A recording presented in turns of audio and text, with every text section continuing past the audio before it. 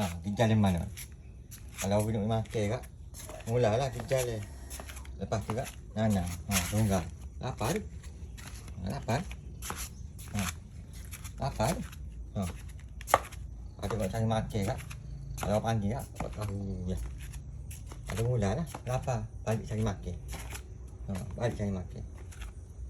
Lapar. Lapar. Lapar. Pergi makan. Makan.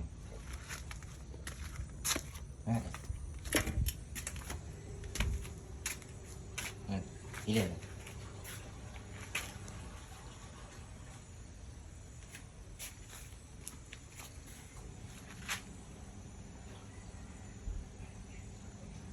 Habis semua. Putih-putih semua. Putih-putih semua.